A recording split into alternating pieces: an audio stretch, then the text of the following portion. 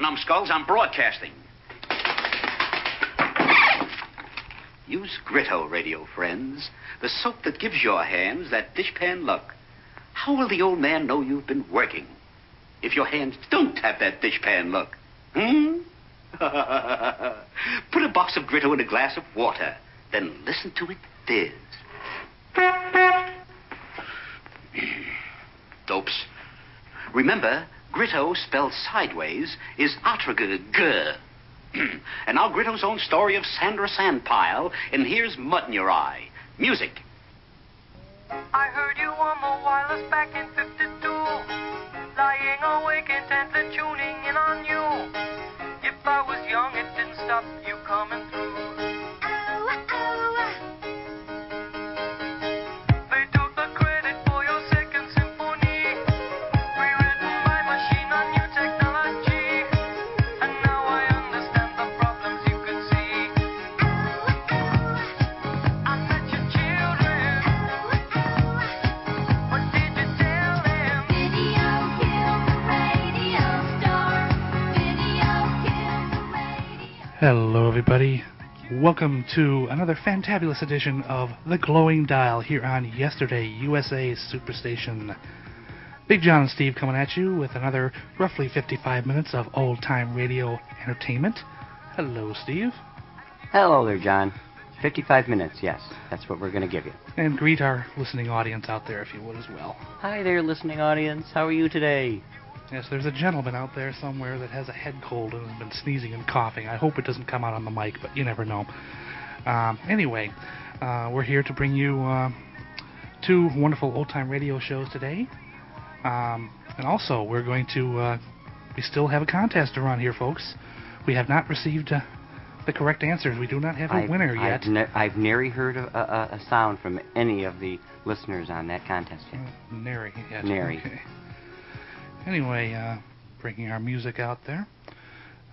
We had a Jack Benny contest running, folks. We had 3 questions you had to answer correctly, and the winner gets 1 tape of Jack Benny radio episodes. 2 episodes from 1933. Some of the more rare Jack Benny material. And you won't hear, Don Wilson, Phil Harris, Dennis Day, and all these, the early shows. You won't hear that. You might hear Mary. I thought Rochester was responsible for Jack Benny's material. He was he'd ironed his clothes. Okay, I wish I had a rim shot for that, but yeah, maybe I'll get a rim shot machine for Christmas, and we can Anyway, why don't we tell the listeners what programs we have coming up today? Well, I'm just sitting here at the table, sort of organizing things, and I happen to be looking here at the funny pages and thought, it would be sort of nice if we had some of that on our radio show. And then it dawned on me, hey, Popeye the Sailor from the comics. Scalapa. They also had a radio show. So let's go into our library and pull one out and put a Popeye on there. Why not? Strong to the finish. But actually, that's not... spinach.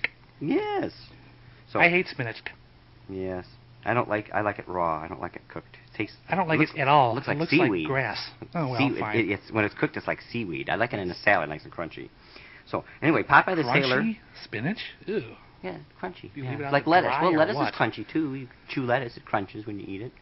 Crisp. Maybe not crunchy, crisp. Well, just let us alone, please, will you? So, from 1935 to 1936, Popeye the Sailor ran 3 times a week for the kiddies, sponsored by Wheatina. Uh-huh. And in respect, there is almost an audio copy of the cartoons from Paramount. Almost an audio copy. Mm-hmm. It's not quite. I think almost. the voice is a little different. Yes, the people on the radio one were different voices than now, the the movie. films, yes, the early films, the early Fleischer stuff from the 30s, I think, is the best Popeye material. Yes. And that This contrived stuff they got into in the 50s is just right. junk This to would me. be of that era, 35, 36, right. Detmar Poppin did Popeye's voice. Olive Lemoy did Olive, and Jimmy Donnelly did Little Sweepy. Sweepy. Oh, So, Sweepy. Oh, won't you dance with me? And the episode title today is Popeye in Sherwood Forest. Ooh. He's, I guess, maybe reading Sweet Pea's story or something. He did a lot of that, That poor little baby had to go to sleep, He was just running around, getting into all kinds of mischief. Well, I tell you, once you reach over and turn on our wonderful radio, this is how we receive our programs here, folks. We rewired It's our a little radio. out of my reach. I gotta lean over a little bit more. Go again. Yeah, right. There we go. How's that? Okay, I think Flip you've just about the got it dial. there, sir. I don't hear anything yet. There's our static, our familiar there we static, go. yes indeed. So, ladies and gentlemen, sit back, close your eyes, and remember, Popeye the Sailor, and we'll be back with the Jack Benny contest and another program for you.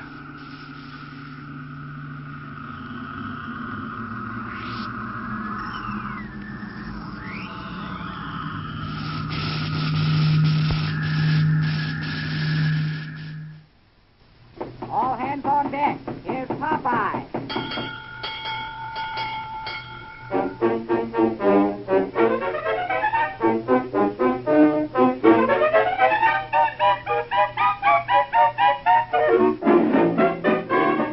I'm Popeye the Sailor Man. I'm Popeye the Sailor Man. I am what I am 'cause I am what I am. I'm Popeye the Sailor Man. Wheatine is his diet. He asks you to try it with Popeye the Sailor Man.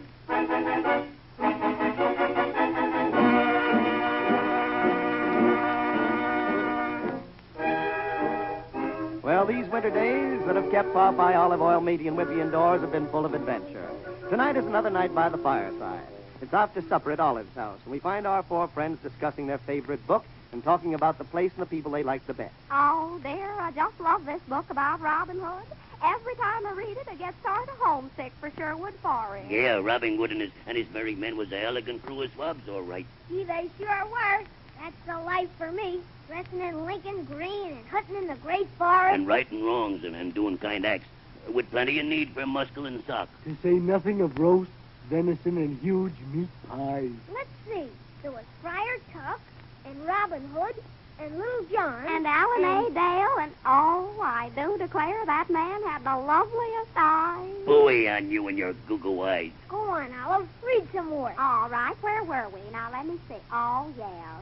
The notes of a golden horn faded athwart the still sunlight as light through stained glass. Olive, listen. The trumpet. Just like the time we joined Robin Hood before. That's right, matey. And Robin Hood said we might come back by a story read by firelight. I do believe it's going to happen again. I'll go on a-reading, and we'll see. From far and near, the winding call of the hunting horn summoned the merry...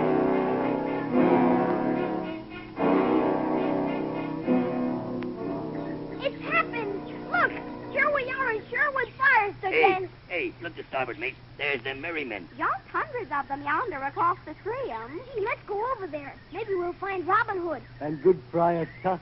Ah, does he know his groceries? Well, we has to find a bridge or something first. This stream is too wide to jump across. Listen, that's Robin Hood's horn. It seemeth to come from yonder forest behind us. Now, don't you start that seamith business, Wimpy. It's all right for these Robin Hood guys, but it sounds goofy coming from you. Quiet, everybody. Here's Robin Hood now. Greetings, Popeye, greetings. Well, do my old bones recall the sound rubbing thy quarterstaff gave them? Oh, you embarrassed me, Robin Hood. It wasn't nothing. Oh, come, my pretty Popeye. Hey, now I knows you must be making fun of me, on account I sure ain't what you call pretty. Forsooth, tell me not that thou tuckest away a brain in that unbreakable pate of thine. Hey, listen here. Me brain ain't very fancy, but it's elegant for me purpose. Verily, Popeye, thou shouldst hold thy temper. Of a truth, my friend, good Robin Hood doth but pull thy leg. Odd bodkins, my Popeye. Canst thou not take a joke? Odds pooey to all of you. And how are you, Mr. Robin Hood? Oh, fair health, sir, fair health, and right glad to have you here. But come, let us join the others. Oh, we'd love to, but how do we get across that stream? By yonder ford, of course. Ford? Well, ask me hide. Was them things a running way back in these days? Robin Hood meant we cross the stream by stepping stones. The lad is right. Fair Olive, you up on one arm and the lad up on the other. I will carry thee across. Oh, dear, this is too thrilling for words. Olive, can't you tell the difference between romance and politeness? Well, with a person like you, politeness is more than just romance. It's a miracle. I'm ready, Popeye. A listening. Ah, thou art light as a feather. And now, lad, up with you. Thou weighest quite well for a lad thy size. But let us be off, hopping right merrily from stone to stone. Robin Hood is indeed nimble of foot.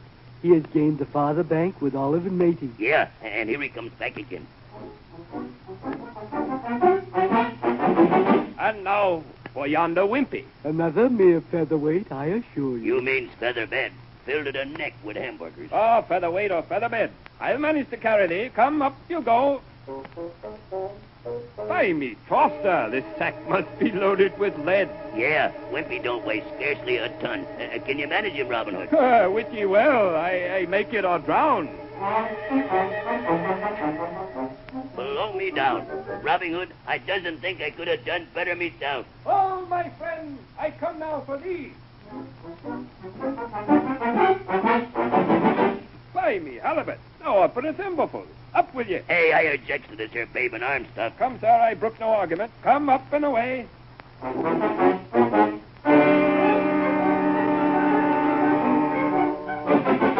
Here we are, all over safe.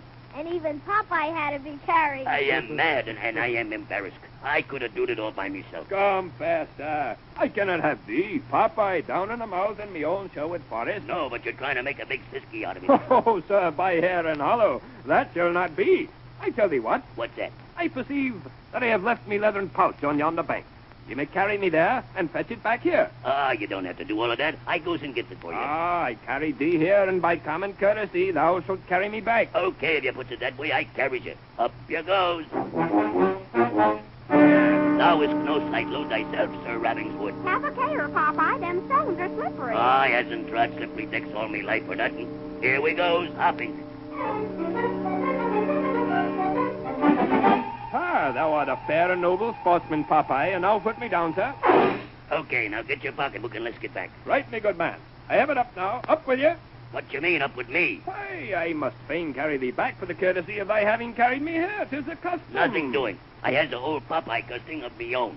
Yes, sir, put me down. Addle-pate and scamp, what meanest thou be this? It means I am a going to take a run and jump and land you on the other side in one hop. Here I goes.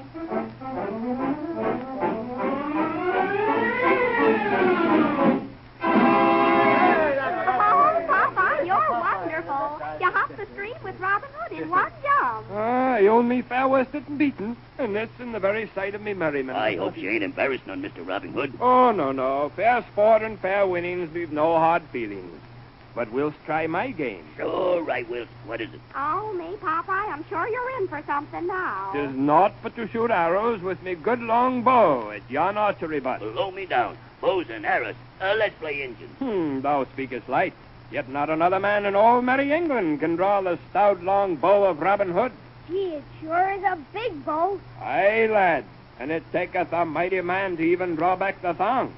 See, I fit an arrow. Beg pardon, but in just which direction do you intend to shoot? At yon target, set at 100 paces. I mark you. I draw back the thong thusly. The arrow I aim truly and let fly. That's elegant, Robin Hood. Right smack in the bullseye. I fit yet another arrow. And now to send this arrow after the other. Watch. Gee, he split the first arrow right in half. Blast me high. That's the marksmanship. Hey, can I try me skill now, Mr. Robin Hood? Don't be ridiculous, Popeye. You never shot one of them things in your life. I want not that thou should be a laughing stock, Popeye. I takes me chances. So be it. Here is the bow. Now let's see. First I pulled this here bowstring back here like this, huh? Hey, this is tougher than I thought. By nod and noodle, sir. This bear tickleth me. Now I lets the arrow fly.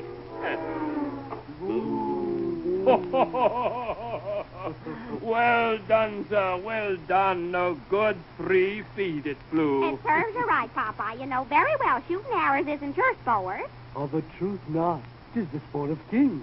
But I am too kindly to say fooey.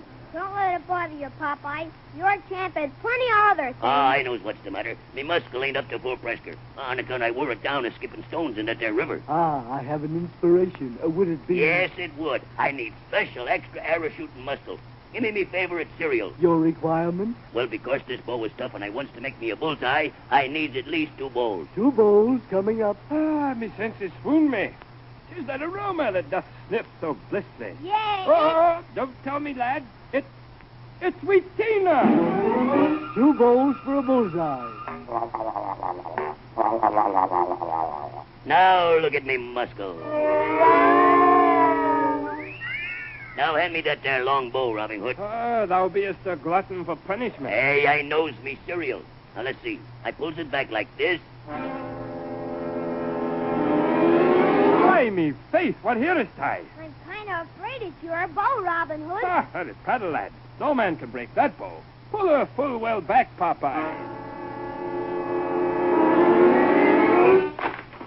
I am sorry, I am. I'll get you a new bow. Oh, 'twas worth the price of a bow to see it done. And besides, they grow right here in Sherwood Forest. Beg pardon, Robin Hood. In sooth, and by my halibut, I could but feign me a hamburger. Of what speakest thou, Wimpy? Whatever do you suppose but food? I'm that ashamed. Oh, no, but 'tis the time nigh now for the feastings. Only one thing I would ask. Hey, Mr. Robin Hood, you're an elegant guy, and I tries to oblige you in anything you ask. 'Tis only this. Tomorrow, I and my merrymen go on a dangerous mission. A stout heart such as thee would mean much. Dangerous missions is me duty and me pleasure. Good.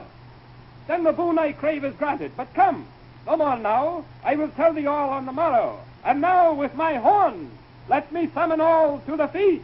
I cannot see why any swab as swell as Robin Hood has to go and live hundreds of years before we was born. Gee, Popeye, you know what? You're sort of a Robin Hood. Oh, matey, that's too big a compliment for me. But every swab ought to try to be a Robin Hood. Why, Popeye? Well, because then the world would soon find out there ain't really nothing going on but kindness, generosity, and good deeds.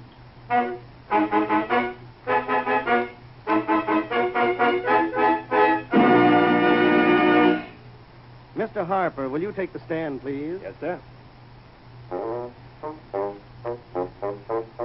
Now, do you swear to tell the whole truth, the whole truth, the whole truth, the whole Hey, truth, the whole listen, truth? Keith, Jack Benny pulled that one just a while ago. Well, Wheatina and Jack Benny don't have any quarrel. Now, Mr. Harper, I understand that you had a dish of Wheatina for breakfast this morning. That's right, sir. Now, how do you know it was Wheatina? Well, because I tasted it, that's how. I know that Wheatina flavor anywhere. You've tried other cereals? I've tried them all. He's tried 'em all. He's tried 'em all. Your Honor, he's tried them all. One more question, Mr. Harper. Yes. It's been a long time since breakfast. Now, you must be tired and hungry. Tell the jury how you feel. Well, I'm not tired at all. I'm full of zip and go. Hey, I could stay here 2 hours longer. That's some cereal. That Wheatina, whoopee! I object. The testimony is undignified. Objection overruled. Testimony is peculiarly fitting. I had Wheatina this morning myself. Whoopee! Court's adjourned.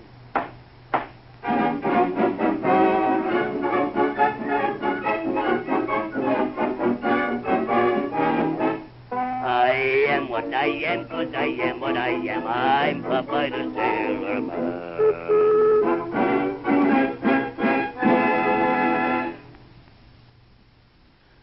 You're listening to Yesterday USA Superstation. Big John Steve back with you again here on the Glowing Dial. Hope you enjoyed Popeye's Galabaka. I know I did. Well, I'm happy for you, sir. I'm also considering going and starting to eat Wheatina. You know, I thought if if that cereal's being advertised now, wouldn't a famous like rhythm and blues female star be good at promoting that? She could call herself Wheatina Turner. Oh. There'll be a short pause while all of you go, ooh. Ooh. How's that? Thank you, Lurch. Yes, you said that with a lurch forward. Yes. Ooh. All right. Now, anyway, Jack Benny contest, folks. Oh, yes, back to the contest. Back to the contest, folks. We haven't had anyone call in on that. Quickly recapping the Jack Benny contest. The winner gets 2 episodes from 1933 of the Jack Benny program from radio. Ooh, hard to get. On a tape. Hard to get. Yes, Yep. and they're rare. And the questions are as follows. Number 1, give us Jack Benny's given name, the name he was born with. Number 2, Jack Benny had a running gag. He bought a gift for Don Wilson. every Christmas they would do a shopping show, or roundabout every Christmas, and in which Jack would keep switching the gift and torturing poor Mel Blanc as the clerk. You heard one of those last time on the Glowing Dial, as a matter of fact. Hint, hint. Actually, that one was pretty good because it went through even more than one in the past. We need to, yes, it did. You had some clues there, folks. Name 5 of the gifts that Jack Benny bought for Don Wilson and kept exchanging back and forth.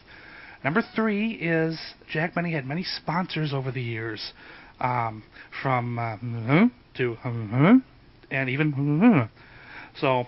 Oh, you forgot about Oh, yes, I'm sorry. I don't know why I forgot about that. Couldn't forget that. Yeah. Yes. Name 5 of Jack Benny's sponsors. And, gee, as you know, AIDS, there are things like Jack Benny logs and all kinds of OTR books where you might be able to find this info. Or maybe you're just smart and know it. Let us know. You can phone it in to us at area code 810-774-0112. That's mine. And you'll get Steve's machine, and you could leave a message for us there. I answer or it you can daily. email us at glowdial, GLODIAL, at ix.netcom.com. And we're having a little problem with the P.O. box at the moment, but we hope to have that settled, so I will just give you the phone and the email for now. We have an earthquake problem here? The post office box has to settle? Yes, indeed. Oh. Anyway, I think it's time we get into our second program. And this one is kind of a request, and it's a dedication, not a dedication, but a request. Yes. From a gentleman whose letter we read an installment or 2 ago, Gary Sheehan, retired firefighter. And he wrote in and said that our show has found a glowing spot on his dial, and that made us feel real good. And he said he likes the adventures of Sherlock Holmes. Elementary, my dear John. It is, yes. Really. So we're going to present one of those. Steve, which one is that? We have The Unfortunate Tobacconist, Adventures of Sherlock Holmes, dated April 30th, 1945. Okay. Monday nights on the Mutual Network. And this one is a Basil Rathbone. Ooh, that's a tongue twister. Basil Rathbone and Nigel Bruce. Basil Rathbone and Nigel Bruce. Yes. Right, which are best remembered in the movies of Sherlock Holmes. So he's probably the most familiar. Yes, the classic films. Sherlock Holmes. I love those. Sponsored by Petrie Wine. Petrie Wines. Petrie, oh. Like Rob Petrie. Rob Petrie. Whatever. And Dick Van Dyke. Okay. Yes. If you'd reach over to the radio, sir, and warm it up again for us. Incidentally, the show ran from 1930 to 1955, on and off. Long run. Thank you.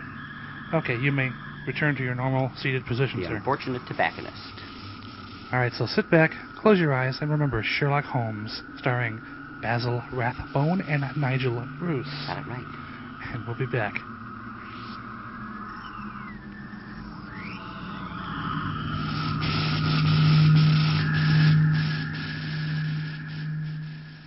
This episode from the life of Sherlock Holmes will be transmitted to our men and women overseas by shortwave and through the worldwide facilities of the Armed Forces Radio Service. Petrie Wine brings you Basil Rathbone and Nigel Bruce in the new adventures of Sherlock Holmes.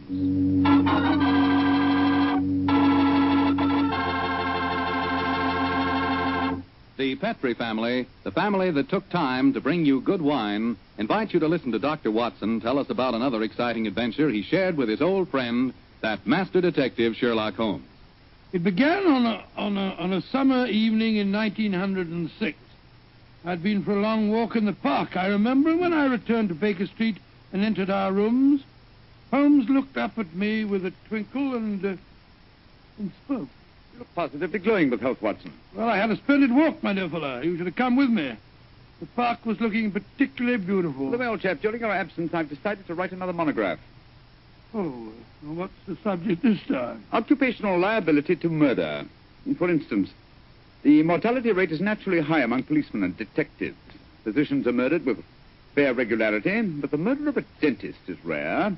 And who ever heard of a murdered veterinary surgeon? It's quite true, but what's the occasion for this little homily? I've been browsing over my newspaper clippings. Yeah? You recall ever hearing of a murdered tobacconist, Watson? No, I can't say that I do. Oh, why? And yet my clippings inform me that no less than 3 tobacconists have been murdered in the past 6 months, and all the murders have occurred in the same small shop at the East End of London. Now, why do you suppose 3 tobacconists would have been murdered in the same shop? Come now, old fellow.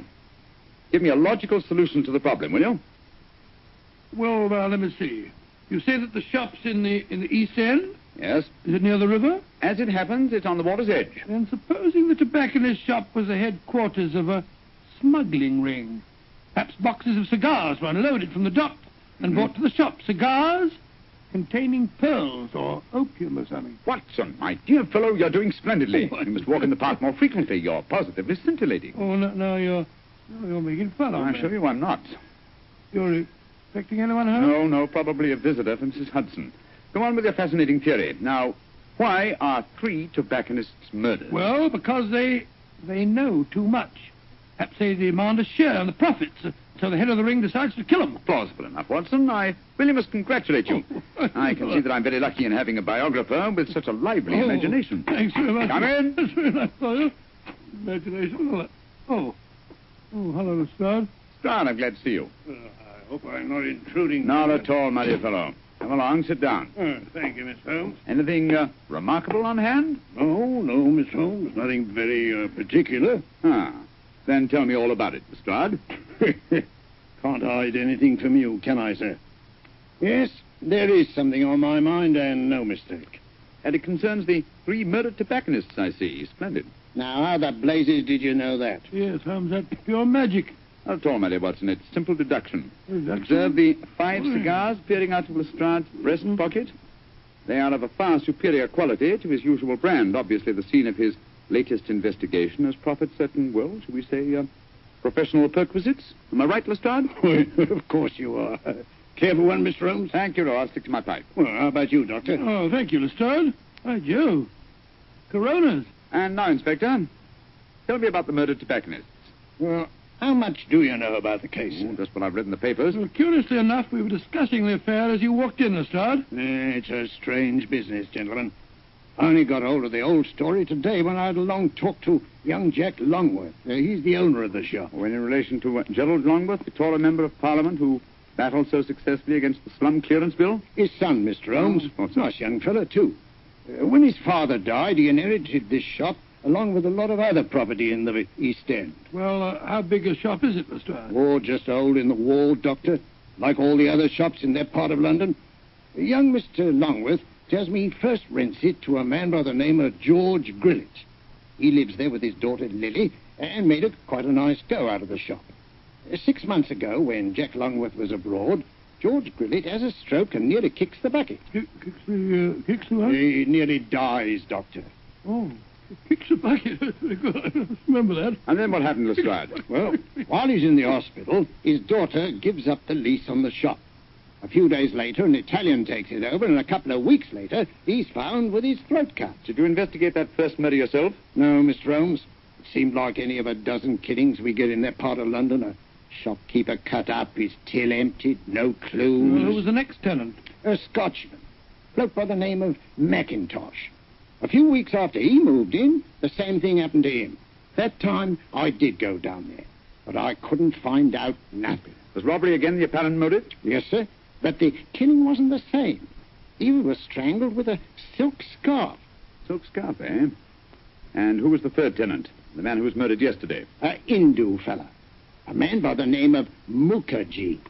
He takes it over a week last Friday, and yesterday we finds him knife through the back and his money gone.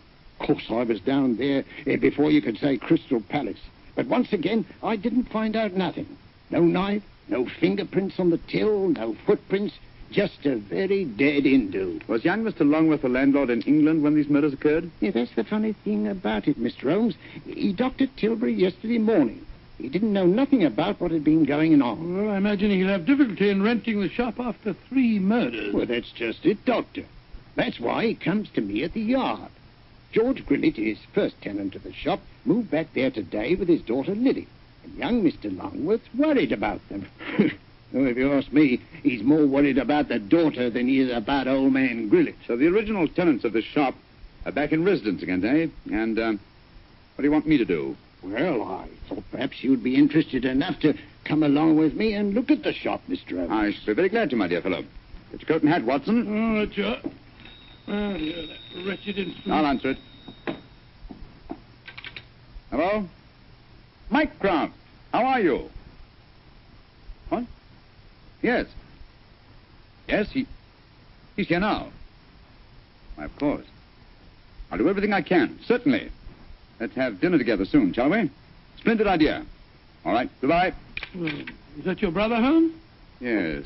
Lestrade, I do think you might have told me the whole truth. Well, how do you mean, sir? I thought your visit was prompted by a need for friendly assistance. I didn't realize that you came here virtually on a government order. Well, it wasn't just quite like that, Mr. What's Holmes. the government got to do with the case, and how does your brother Mycroft fit into the picture? Not sure yet. But of one thing we may be certain. There's obviously a great deal more in this case than Lestrade would have us believe. Why do you say that, Holmes? You must bear in mind, old fellow, that occasionally Mycroft is the British government.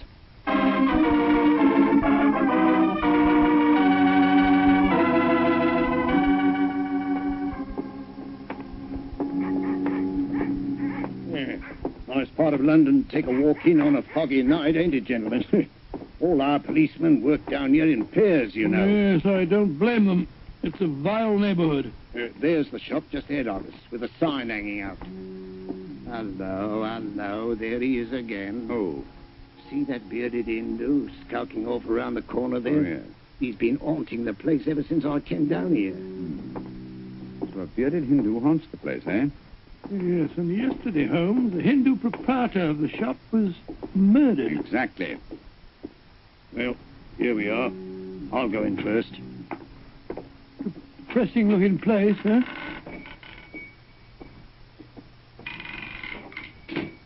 I'll be out, Jiffy. That's Lily, George Grillet's daughter. Helps him with the shop. Sorry to keep you wait. Oh, it's you, Inspector Lestrade. Yes, Miss Lily. I brought some gentlemen to see your father. This is Mr. Sherlock Holmes and Dr. Watson. Pleased to meet you, I'm sure. How do you do, Miss Grillet? How do you do, young lady? Is your dad home? No, Inspector, he won't be in till after dinner. Went down to the docks, he did, to see about some cigar shipments. Mr. Longworth's here. If you want to see him, we were just having some tea in the back room. Yes, I'd like these gentlemen to meet him. Jack, come out in the shop, Jack. What is it, Lily? Oh, Inspector Lestrade. And this must be Mr. Sherlock Holmes and Dr. Watson, I'm sure. How do you do, sir? How are you, Mr. Longworth? I'm very glad the inspector was able to persuade you to come down here, Mr. Holmes. I'm dreadfully worried about this business, particularly since Lily's father insisted on coming back here. I'm afraid they're in great danger, but I can't make Mr. Grillet see it. Young lady, I wonder if I might ask you a few questions. Well, of course, Mr. Holmes. Before your father had his stroke, did he receive any threats concerning his occupancy of the shop? Well, if he did, he never told me about him. But it wouldn't surprise me. I often told him his biggest enemy is himself. If you know what I mean. Yes, I think I do, Miss Grillet. When your father had his illness, who decided to give up the lease on the shop? I did. No money was coming in, and, well, it looked like Dad might be an invalid for life. Of course, I couldn't run the shop by myself. Anyhow, I never did like this part of London. It wasn't the right business for Father. What was his reaction when you told him to give up the lease? Oh, he was awful angry with me. Said I'd no right to do it without asking him. By the way, we saw that bearded Hindu again as we walked up just now.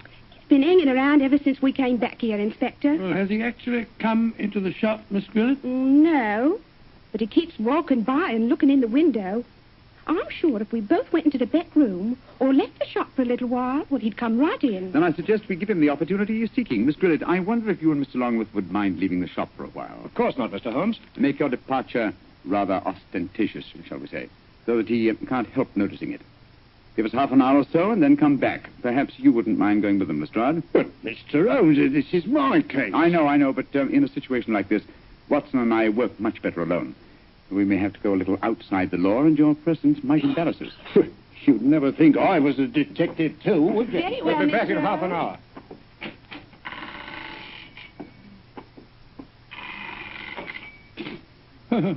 Poor old Lestrade. He gets very touchy as the years roll by. I blame him.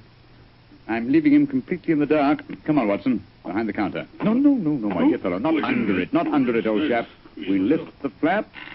So. Now it's just we crouch down behind here. Come on. That's it. Have you got your revolver, Watson? Yes, it's in my pocket. Good. Meantime, make yourself as comfortable as these cramped quarters will permit. We may have quite a wait ahead of us.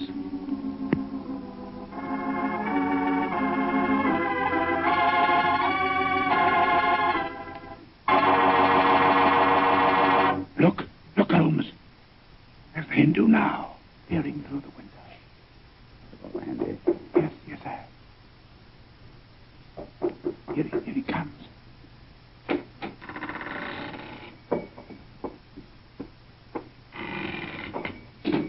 All right, Watson. Put your hands up. I got you covered with this revolver. Now, my man, what are you doing here? Who are you? Never mind who I am. Just answer my question. I do not speak very good English. Tum Hindustani baat bol nahi sakta? सकता है Iko tum ida aaya? देखने को आस्ती तुम्हारा भाई हमको हुक्म दिया Tumhara bhai. Tum ja nahi sakta. बहुत अच्छा सलाम No, you don't, my man. Just you stay where you are. It's all right, Watson. Let him go. He's on our side. I wish you'd tell me what in Punda's going on, who that man was, and why you let him go. He's an investigator from the Foreign Office, old chap. Given his instructions by my brother, Mycroft. Mycroft? Yes, old fellow. Well, when my brother fails to tell me all the facts concerning this case, I begin to think these triple murders have far greater ramifications than we ever dreamed of.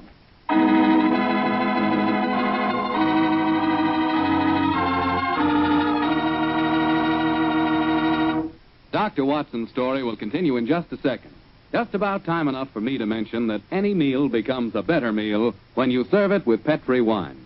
And say, you'll find that Petri California Burgundy and Petri California Sauterne are just made to go with food. That Petri Burgundy is a rich red wine that's bosom pals with any meat or meat dish. Boy, what a flavor. And that Petri Sauterne is the delicate white wine that's just perfect with chicken or with fish. Yes, sir, with food, you just can't beat a good Petri wine.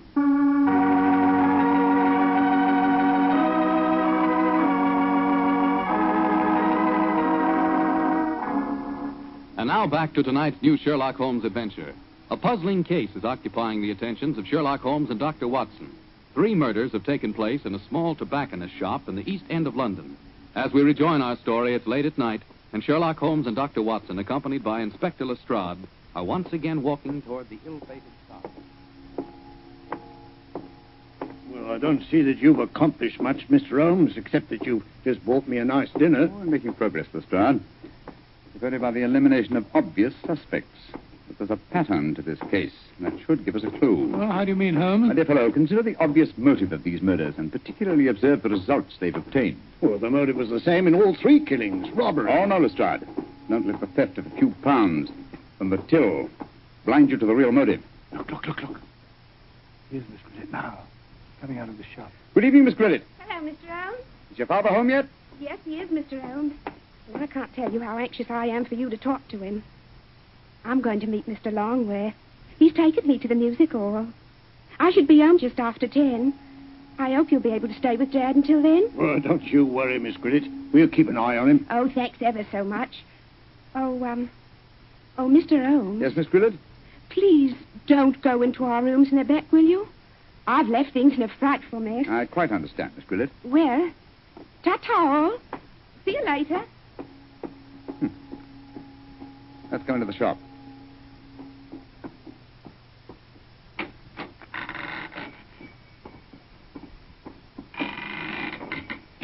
Oh, is it? Oh, it's you, Inspector. Yeah, these gentlemen, Mr. Sherlock Holmes and Dr. Watson. How do you do, sir? Good evening, sir. Good evening. Did you meet young Lily just now? Yes, she told us she was going out to the music hall with Mr. Longworth. Yes. I'm afraid we had quite a set to about that. A very strong-willed girl, Lily, very strong-willed. Am I to assume that you disapprove of your daughter's association with Mr. Longworth? Yes, of course I do. He's a toff. He's got lots of money. Lily's so blind she can't see that he's up to no good. I'm pretty sure he's afraid I might find out what's really at the back of these here murders. And what is your theory, sir? Well, I'll tell you this in confidence. Got nothing to back it up now, you understand. There's been talk of widening the docks around here. That'd make property values go up, you see, of course. Well, young Longworth's been trying to buy up all the other shops along the waterfront here, but they wouldn't sell. If you ask me, he's had these murders done just to frighten people away so that he could buy cheap. I'm not saying that he did the murders himself, you understand, but he planned them. Why, in these parts, it's easy enough any night to get a throat cut for a couple of quid. Yeah. That's why I'm glad you're here, gents. You see, I just got another warning. Warning? What do you mean, it's a warning? Found this note slipped under that door there not 3/4 of an hour ago. Let me see it, please. Huh. What does it say, Holmes? I shall call on you at 8:30 tonight. You know what's good for you. You'll be waiting for me alone. Try any funny tricks, you'll go where I sent the rest of them. Well, that's obviously from the killer. Possibly. What's the time now? Look, it's 8:20. I was hoping you gentlemen would wait in our rooms back of the shop. You can hear what's going on in here, and if he tries any rough stuff, you can pop in and nab him. Just what I was about to suggest myself, Mr. Grillet. Either way, will you? Oh, yes. Just step behind the counter, gents. Through here. Here we are. Ain't exactly Buckingham Palace back here, but you can make yourselves comfortable, can't you, gents? Oh, don't you worry about us, Grillet. Oh, I better turn out the gas. If this bloke spots a light under the door in here, he might smell a rat. Now, there we are. Now, as soon as I see him coming in the shop, I'll knock twice on the door, like this. And that'll give you the signal that he's here. Is that right? Right, you are, Grillet. All right, now keep your ears open, gents. I may need your help. Where are you, Holmes? I can't see a thing. Over here, Watson. You know, I've got another theory why Jack Longworth might be at the back of all this. You listening, Holmes? Yes, I'm listening, old fellow.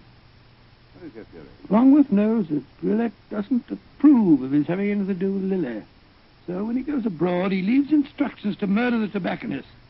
The assassins don't know about Grillet having a stroke, of course, so they keep murdering the wrong fellow. Well, that makes very good sense, Doctor. What do you say, Mr. Holmes? Holmes. Holmes. Where are you? That's not He's disappeared. No, I haven't. I was just exploring. There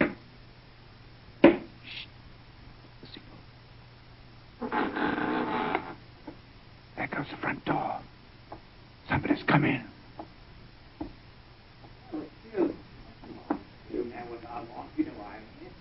We'd better go in.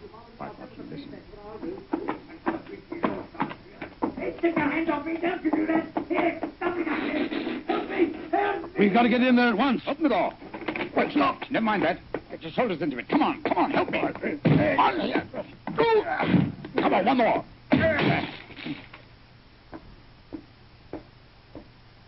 Poor devil. He's slashed with a knife. Billet! Well, the killer got away. I'm going after him. Lestrade, conserve your energy. Your murderer lies there. But that's Grillet. Of course it is. Search his pockets, Watson. I think you'll find a blood-stained knife. Let's have a look. Good Lord. Here's a razor in his pocket. It's covered with blood. You mean to say that he slashed himself? Let's slip the handcuffs on him, Lestrade. While he's still play-acting, he may be more difficult to handle when he realizes the game's up. Take your hands off of me. Come on, quick. Come on, yes. Hey. Come on. Very neat, Lestrade. Yeah.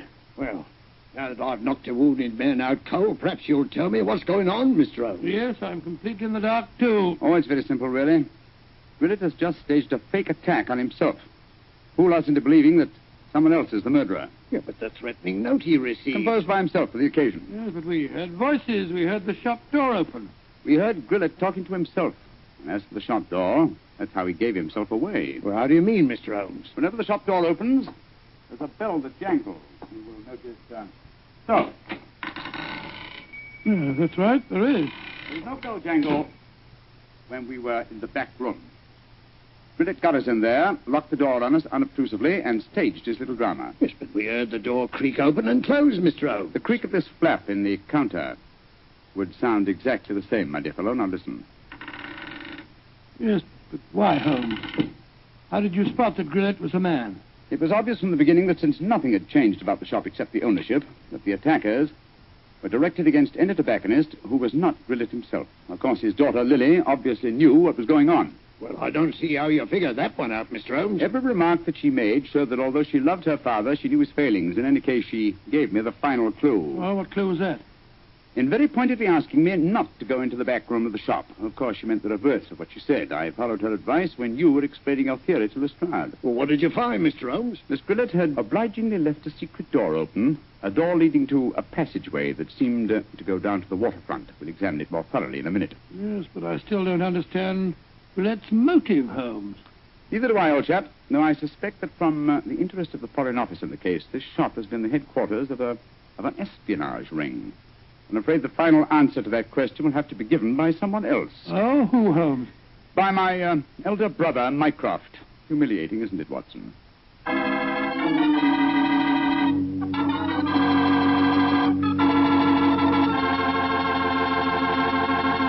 And what was the final answer to the question, Dr. Watson? Well, Holmes was right as usual, Mr. Foreman. The shop had been the headquarters of a spy ring operated by Grillet. Many international criminals had been smuggled into England or foreign ships moored up the river. And did Mr. Grillet hang for his crime? No, he didn't, my boy. Before he came to trial, he had another stroke and he died. Probably just as well for his daughter's sake. Oh, his daughter. She's a very lovely girl. Did she marry Longworth? Indeed she did. As a matter of fact, I danced at her wedding. It was a very wonderful wedding reception. See, you would have been there yourself, Mr. Foreman. In fact, you'd have liked it very much. They served a pretty good wine. Was it a Petri wine by any chance? Oh, well, it was so good it easily might have been. You mean because Petri wine is the kind of a wine you can't forget? That's exactly what I do. Well, that's because the Petri family really knows all there is to know about the fine art of turning luscious, sun-ripened grapes into fragrant, delicious wine.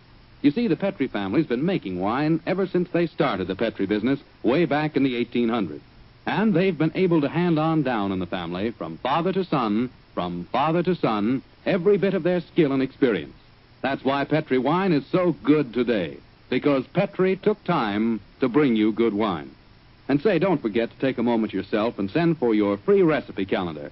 Remember, send to Petri Wine, San Francisco 26, California. This offer is intended to apply only in those states and other localities where its acceptance is permissible by law and regulation. And now, Doctor, do you feel like giving us a hint about next week's story? Yes, I do. Next week, Mr. Foreman, I'm going to tell you a strange adventure that happened to Holmes and me in the West End of London. It concerns the death of a famous actor who was portraying the part of an equally famous man, Sherlock Holmes. Thank you, Doctor. See you next week. And say, from the news we've had so far today, maybe by next week at this time we'll hear some really good news from Europe. I certainly hope so, Mr. Foreman. But let us remember the war won't be over when Germany quits. We've still got to lick Japan. That's going to take a long time. So instead of celebrating when VE Day comes along, let's just strengthen our resolve to support the war more than ever here at home. Keep that war job. Don't leave it till you're released. Keep on buying more and more war bonds and keep them. Don't turn them in. Help all you can with all home front activities and observe all our wartime regulations such as price ceiling. That's the real way to celebrate a victory in Europe, by working harder to end the war in the Pacific.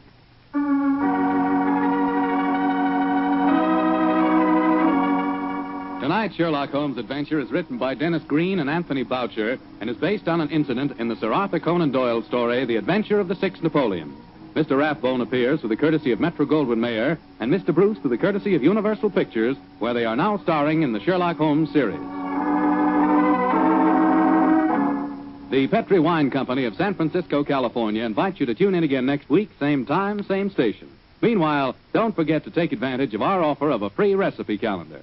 Oh, the Petri family took the time to bring you such good wine. So when you eat and when you cook, remember Petri wine. To make good food taste better, remember... Petri wine. This is Bill Foreman saying goodnight for the Petri family. Sherlock Holmes comes to you from our Hollywood studios. This is the Mutual Broadcasting System.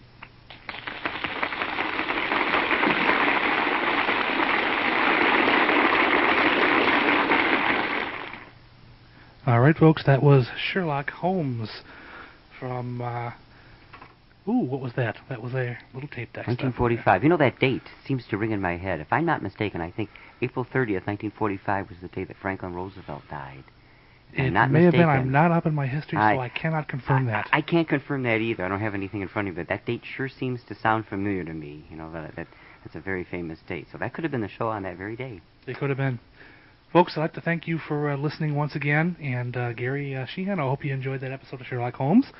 Anyone out there else wants to write to us, let us know what you want to hear or what you think of the show. Please do. Write us at... actually, right now, there are two ways where our P.O. box is a little messed up at the moment, but we hope to get that back in order. You can email us, if you have a computer, at glowdial, GLODIAL, at ix.netcom.com. Or you can phone us and leave a little message on our answering machine. That number is 810-774-0112, and you'll hear Steve's lovely recorded voice. Wonderful recorded voice of an old baby food commercial. Yes, and looks like we have a hotline call somebody's coming calling in here, too. right now here. Oh. Yes, I think I'll... Somebody's calling us right now, Steve. I'll just heard. bet so. Of course, it's your number, and it's mine that's ringing. But anyway, well, I guess they stopped, Steve. Yeah. Well, whoever it was, I hope the machine got it. Anyway, I was going to invite you folks to tune in to the Yesterday USA website. That's www.yesterdayusa.com. And we have a 14.4 feed and a 28.8 feed on there. And I am told by my roommate Dave that the 28.8 feed sounds beautiful, just like FM. Yes, so, remember, real audio is real neat. Yes, Real Audio 3 is out now, and apparently there's lots of extra features on that. You can archive something on your hard drive and listen to it later, and it's just making YUSA sound better and better over the internet. And not to mention the web page itself is just... Scott Becker has been doing a lot of great work. The page just looks fantastic. It's getting better every day. So check that out. You might also want to check out a site called oldtime.com. That's OLD-TIME.com. And lots of old-time radio stuff there, too. So check that out. But right now, it's time for Steve and I to say goodbye to you. Ta-ta. It was nice of you to join us. Thank you for listening. And we'll see you on the next episode of The Glowing Dial. Let's all foxtrot now, shall we? Yes. We'll foxtrot on out of here, and we'll see you next time, folks. Keep a positive thought, keep looking up, and we'll see you on the radio.